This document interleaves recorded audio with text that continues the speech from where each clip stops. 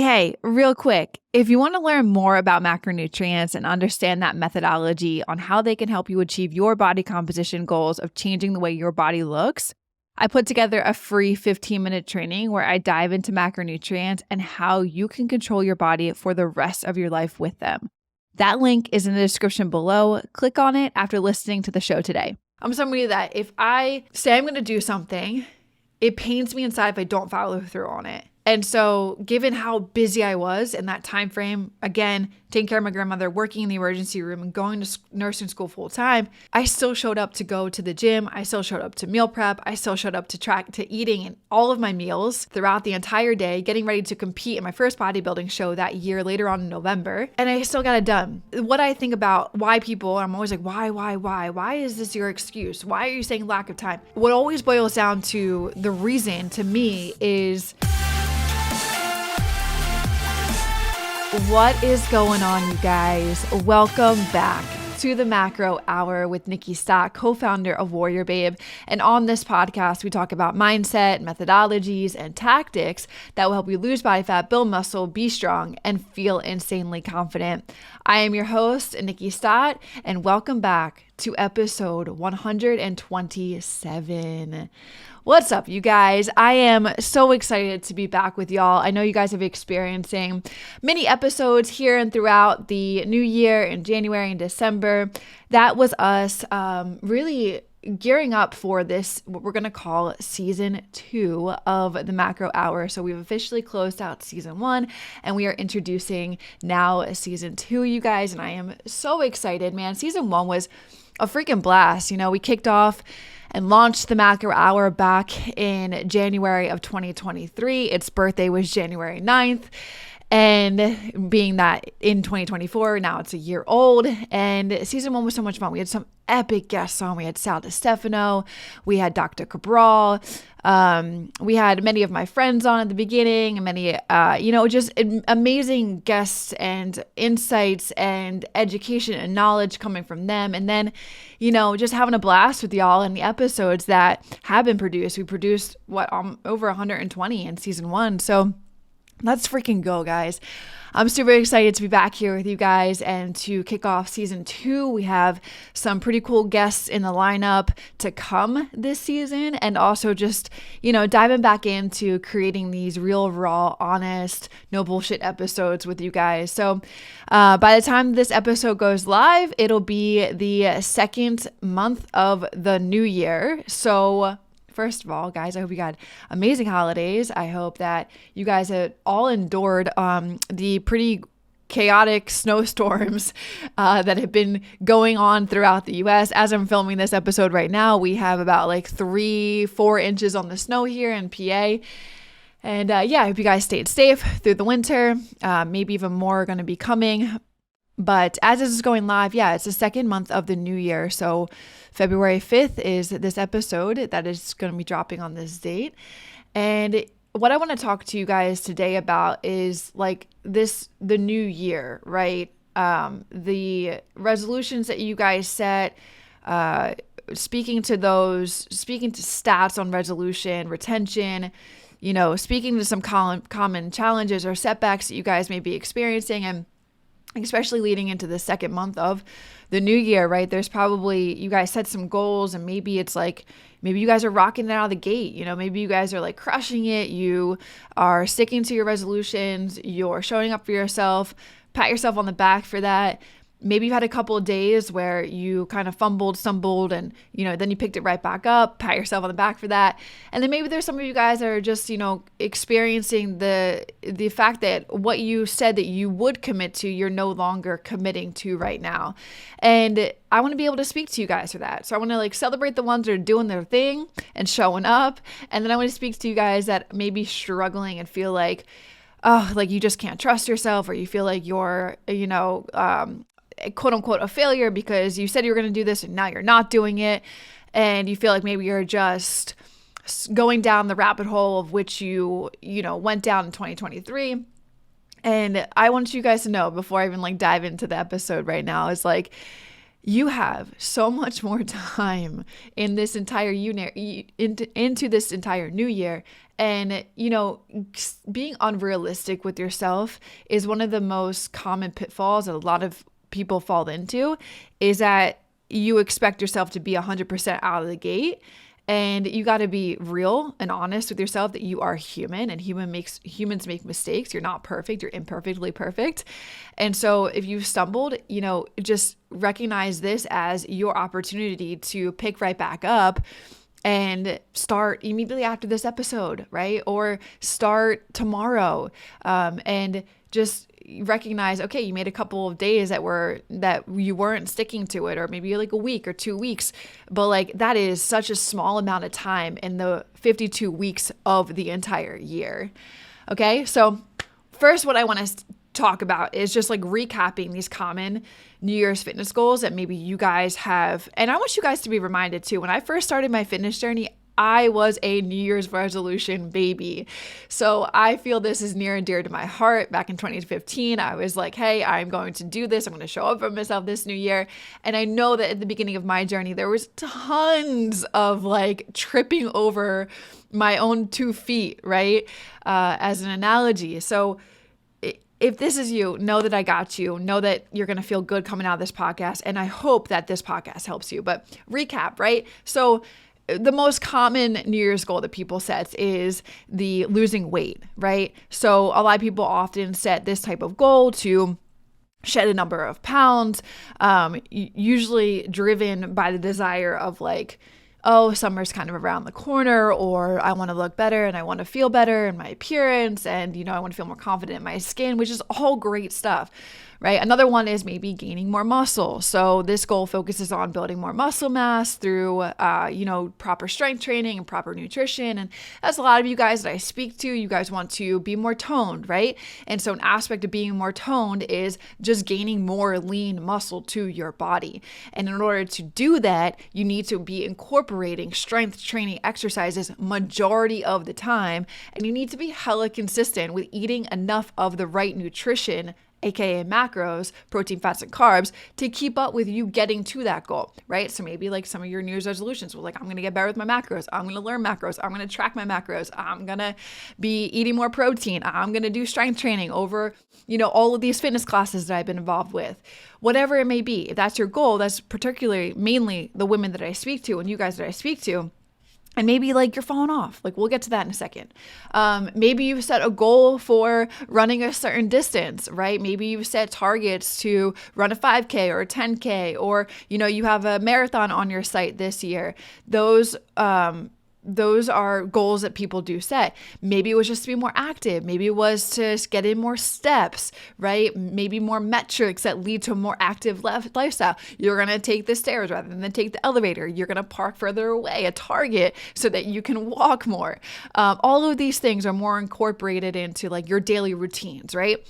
And what I want to share with you really quick is something that I'm specifically doing with my new year. So maybe you can take it and you can run with it.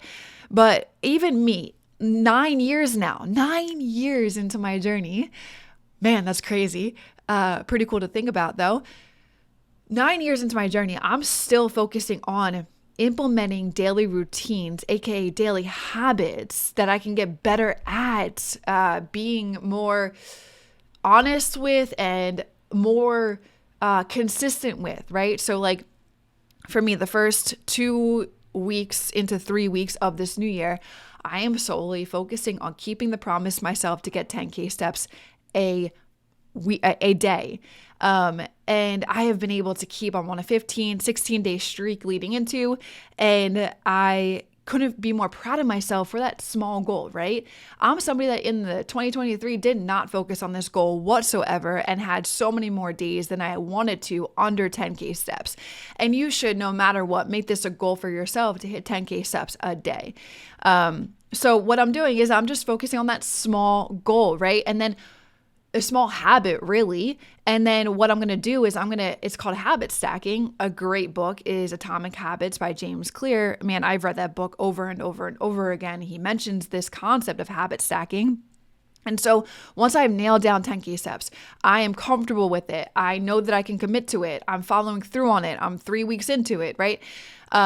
It's down pat. It's becoming a habit. Then I'm going to habit stack another thing, and that's going to be water. I know that I can do way better with drinking more water throughout the day. I preach to clients, I preach to myself, try to, that I'm like, hey guys, get at least over 100 ounces of water a day, or upwards of 128 ounces of water a day. That is prime for what your body needs. For all the cellular activity, the muscle structure you're building, your body needs that type of water. Not no like pound per pound, ounce per pound, whatever. No, like you need the like upwards of 100 or over 100. And you guys are probably like, oh my God, I can't drink that much water. Yes, you can, right? Start early, end early. That way you're not peeing throughout the night. I know this. I've heard that so many times, and you can do it. You just got to commit to it. So I know I'm going to habit stack water once I can at least commit and stay committed, or I am already committed to it, but the walking, right? And so like what you guys can do is you can figure out the habits that you really want to work on, you really want to embed in yourself. Maybe it's the tracking macros aspect, right? I have nailed that down. That is so easy for me to do. I can do it with my eyes closed. I can do it in a matter of 3 minutes. I can log my entire day inside of MyFitnessPal. That's not really something I need to personally work on. Maybe that's something you do though, and you can start implementing that 2 weeks in, right? You're consistent with it, you're following through with it, and then you can habit stack something else, water, and then you can habit stack your steps, right? It's not about, and I'm going to get to this in a second. Actually, I'm going to save it because this is actually something a lot of people do. So stay with me. But that's something that I do for myself, right? All of those things I just shared with you, I'm habit stacking into my, so those are my resolution goals that I'm focusing on. Along with I broke it down in a YouTube. You guys can check it out at WarriorBabe's channel. I broke down how I'm going about my whole new year in different types of phases. So I even talked through, the first quarter of the new year from January to March, and then I broke down March or April to June, and then July to October or September, and then even the rest of the year. And it is just a ballpark of what I'm trying to do for the year, but that would be even more insight to you guys if you want to go check it out. How I think about breaking it down, and how I need to focus on this concept, my nutrition, this concept, my workouts, and if I'm going to try and run a little bit more. All of these things is implemented in that video, and I dive in way deeper there on what my personal kind of resolution / plan is for 2024 with my body composition. But commonly speaking, what I just said, this is what you guys are normally focusing on: losing more weight, getting more tone, building more muscle, a more active goal, getting more steps, or taking the elevator, or not taking the elevator, taking the steps, parking further. These are just a ballpark idea of what your resolution could be. And so I want to just take those. And in a second, I'm going to talk about just maybe common challenges that you're experiencing right now. But what I wanted to first share was, I found this pretty interesting, was the statistics of, New Year's resolutions and that retention of which people actually keep their promises or actually keep the resolutions that they set. And it was super interesting. So, hey, just want to drop a huge appreciation to you guys listening to the show. It means a lot. I hope you guys are enjoying it, and there's so much more to come with it. If you are enjoying it, hit the subscribe button. I'd appreciate that tons. And also, it would help this podcast reach others who need to hear these messages too. This is the latest update since 2023 of April of last year. There was a study from the University of Scranton that suggests that only about 19% of individuals actually stick to their New Year's resolutions each year. 19%. So think about it. If you actually follow through with your New Year's resolutions, even if you fumble, which I'm going to talk about in a second, even if you've tripped over your own 2 feet, even if you're you failed for, quote unquote, failed for a week, you could still pick back up. And you could still say by the end of 2024 that you were of the 19% of individuals that actually stuck to their New Year's resolutions, right? So focus on being in that 19%. And you still have so much time to be in that 19%. Another survey, which was crazy to read, was, and this is falling into where this episode's going to be going live and sharing with you guys. So this will be kind of what if you can relate to it, think about it. But approximately 80% of New Year's resolutions fail by the second week of February. What? 80%? That is a lot. That is a big number for the amount of like people that set resolutions and then they fail. 80% by the second week of February. And what was even crazier to read is that this research indicated that gym attendance, so it typically surges, right? We all know this. We go into January 1, right, wanting to go to the gym, hitting the gym more often, and getting our memberships, yada, yada, yada. It typically surges 30 to 50% in January. But take a guess. Where do you guys think that it actually starts to return to normal?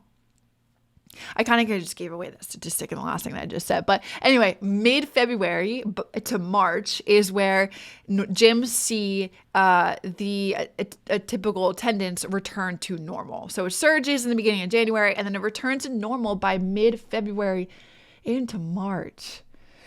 That's crazy, right? And then I could even dive a little bit deeper on what I found too as well is age. So ladies, and majority of the women that I speak to that are probably listening to this podcast, people that are those over 50 years old have a success rate of about 38%. Or let me say it this way. People in their 20s are more likely to achieve their resolutions than those over 50 years old, with a success rate of about 38% for the younger age group, compared to about 16% for the older age group.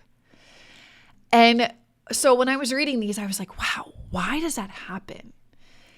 And one of the first things, and I'm going to kind of segue into like the common challenges and setbacks that I feel like people experience, but I was like, why is it that I'm like trying to compare myself to my 20s and I'm trying to like think about the clients that I work with in their 50s. And then I'm thinking about like what our coaches say when new clients come on board, especially in this like new year time frame, which is what we're experiencing a lot right now. And I'm sure we're only going to keep experiencing it as we go into February and March.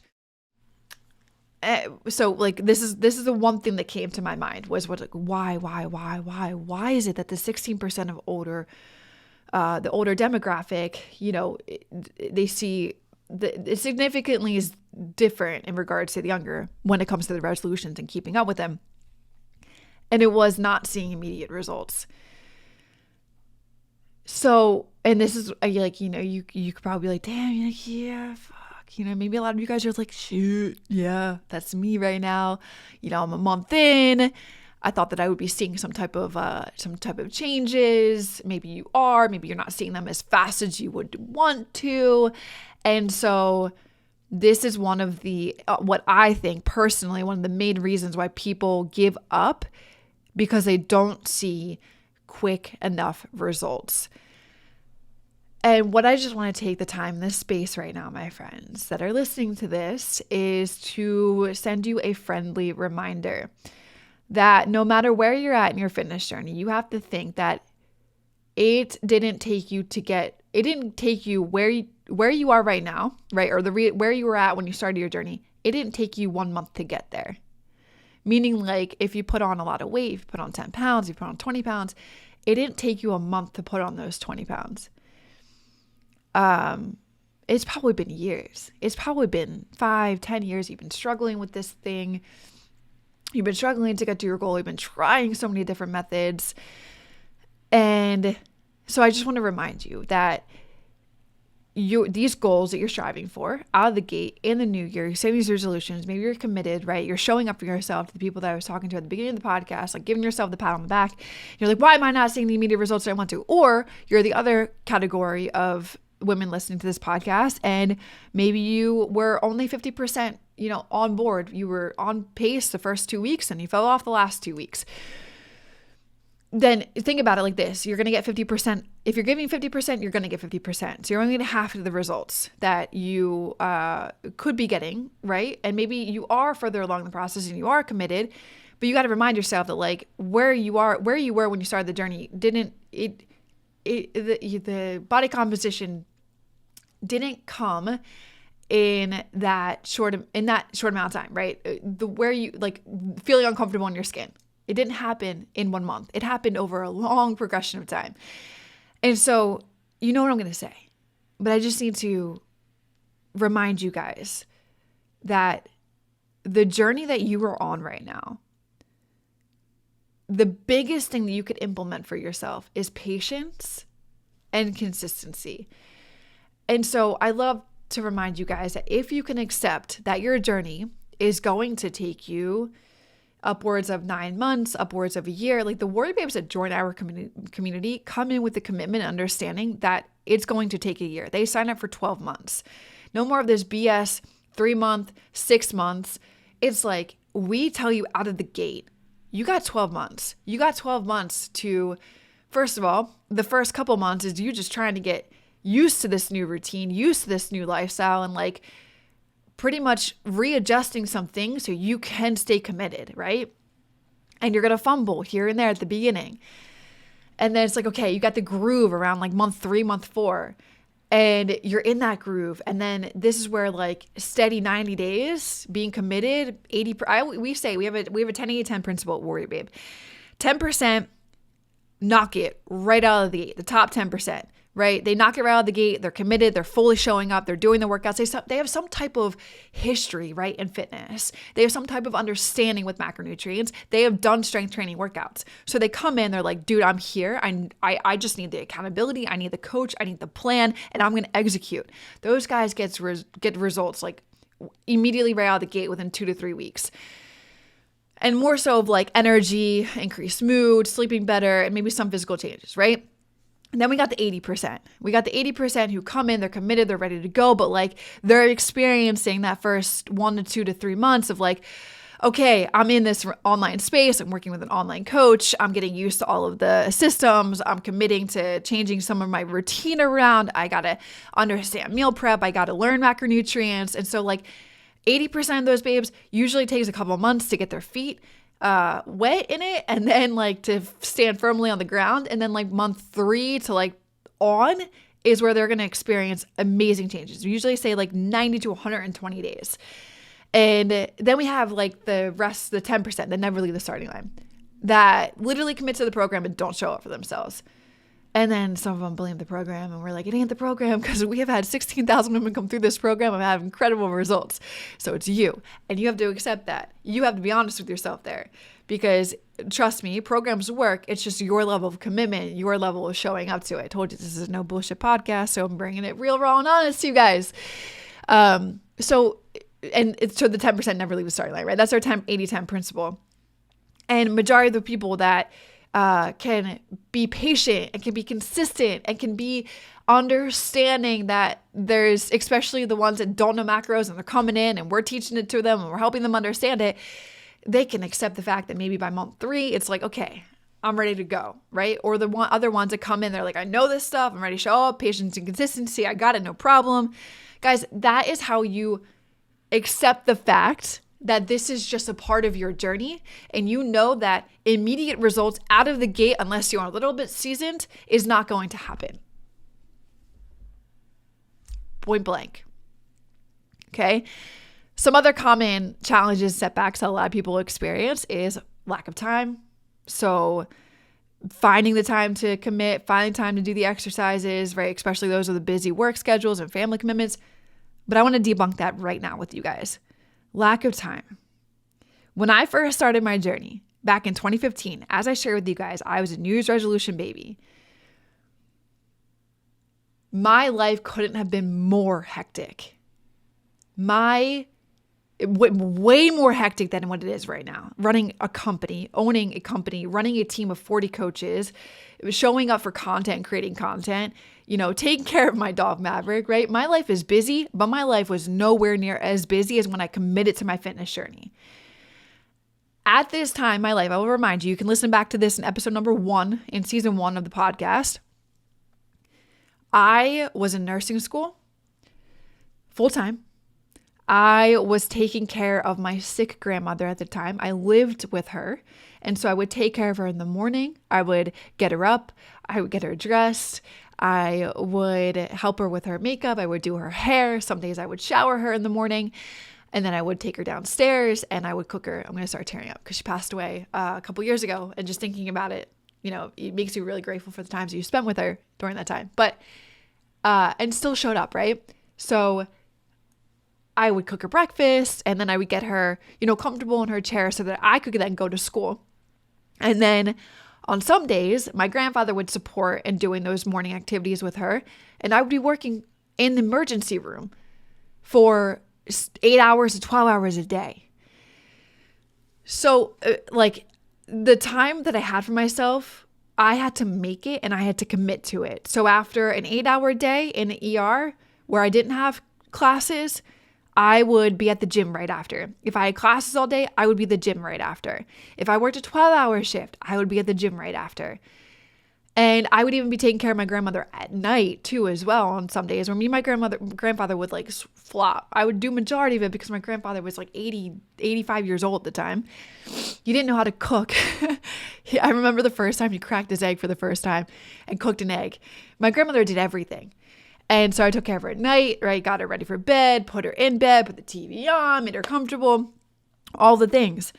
And then, it was still had to, had a meal prep, had to cook. My life was busy. Okay. You guys get it, right? And I still committed to doing the things that I said that I was going to do at the beginning of the year. Trust me, sometimes I was, which is the second thing I'm going to talk about, was not motivated. I did not want to work out. There was times where I was so tired, periods where, sitting on the leg extension, I was crying because I was so tired, but I was like, I got to get this done. I'm somebody that if I say I'm going to do something, it pains me inside if I don't follow through on it. And so given how busy I was in that time frame, again, taking care of my grandmother, working in the emergency room and going to nursing school full time, I still showed up to go to the gym. I still showed up to meal prep. I still showed up to eating and all of my meals throughout the entire day, getting ready to compete in my first bodybuilding show that year later on in November. And I still got it done. So what I think about why people, I'm always like, why? Why is this your excuse? Why are you saying lack of time? What always boils down to the reason to me is they don't want it that bad. I wanted it so bad. I wanted to prove to myself that I could do this. It was something completely new. I didn't know any or all of the things that I had to embark on that year. Everything was totally fresh. And so when I hear this excuse, I always go, how bad do you want it? Because I could really resonate with that. Because if you want it that bad, you will make it happen. You will show up. You will do the work.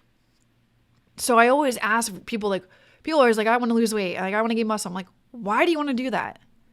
And I try and get a little bit deeper with the individual because the why is what's going to carry them through. There were so many reasons why I wanted to start my fitness journey, why I wanted to be more confident in my own skin.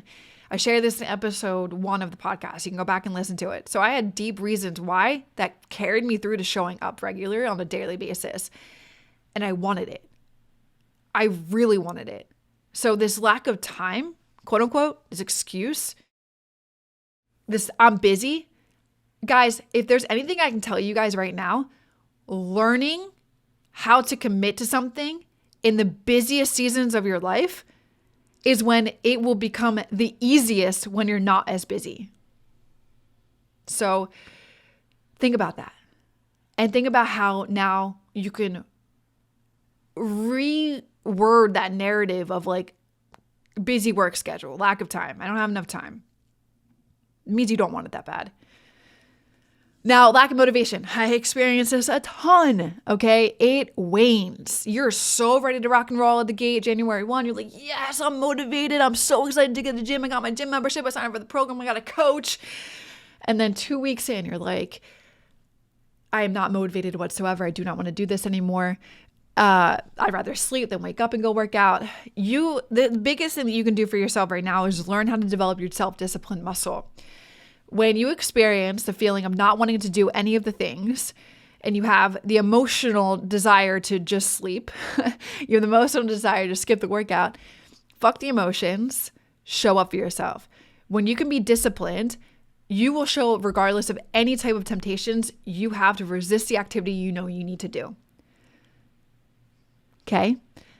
And then last thing I want to touch on is the people that set unrealistic goals out of the gate. Meaning my friends that set like 10 different things you need to change in the new year. And you try and tackle all 10 of those in the first month. You need to drink water. You need to get your steps in. You need to follow this workout program and get your workouts in. You need to focus on getting enough sleep. You need to shut off your phones an hour before bed so you have more efficient sleep. You need to meal prep. That's 7, right? I could keep going. You try and do all of that out of the gate. It is entirely unreal. You just heard me say a little bit earlier that I am focusing on habit stacking. And I'm taking one habit at a time. So if you're setting this unrealistic, ambitious, like not really well planned out amount of goals at the beginning of the year, you will not follow through. It will lead to disappointment. It will lead to total and complete abandonment of your New Year's resolutions. Take 1 or 2 and focus on it. And recognize that I need to speak to this too. You are going to fail. You are going to trip over your own 2 feet. You're going to mess up. There's going to be days where you overtrack. There's going to be days where you can't get to the gym. That doesn't mean that you give up. That doesn't mean that one missed workout of the week means that you don't go to the gym for the next 3 weeks or 4 weeks or the rest of the year. One messed up day of tracking macros or following through with your plan doesn't mean that you give up the next day. It means you get right back on. It's like, okay, hey, listen, talk to yourself here. What can I learn with this setback? What opportunity is right in front of me that I can do better tomorrow, right? Maybe it's the time thing. Maybe there were so many things that popped up last minute and you had to attend to those things in priority rather than getting to the gym. Cool. So you move one of your workouts to the next day. You ain't working out 7 days a week. So majority of you guys are probably only working out 4 to 5 days a week. Well, then that gives you 2 or 3 other days to move around your schedule for the week. So if one day takes a priority with doing other things, move your workout to the next day. If you didn't track or you fell off on plan, get right back to it tomorrow. It's literally as simple as that. You just have to follow through on it. You have to make that decision to say, okay, I'm learning from this day. I know I can do better, so I'm going to do better tomorrow. And then do better.